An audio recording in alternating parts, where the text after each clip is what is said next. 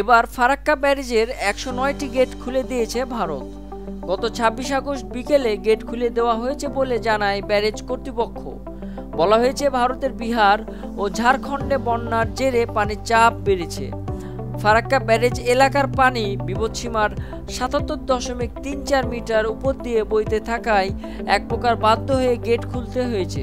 সেক্ষেত্রে ফিডার ক্যানেলেও পানির পরিমাণ বাড়ানো হয়েছে।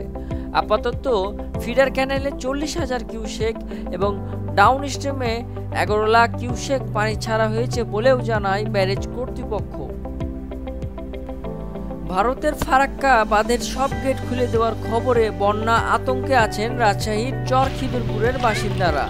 কেউ কেউ নদীর চর ছেড়ে অন্য স্থানে চলে যাচ্ছেন, আবার অনেকে আগেই গবাদি পশুর চর এলাকা ও বাথানবাড়ি এলাকা থেকে লোকালয়ে নিয়ে আসছেন। রাজশাহীর পানি উন্নয়ন বোর্ড পাইবো বলেছে, গত ১২ ঘন্টায় রাজশাহীর পদ্মায় পানি বেড়েছে ৩ সেন্টিমিটার। সোমবার সন্ধ্যা ৬টায় রাজশাহীর দরগাপাড়া পয়েন্টে পানির উচ্চতা ছিল ১৬.৩ সেন্টিমিটার। এছাড়া চলতি মৌসুমের ১৭ আগস্টে সর্বোচ্চ ১৬.৫৪ সেন্টিমিটার পানির উচ্চতা উঠেছিল।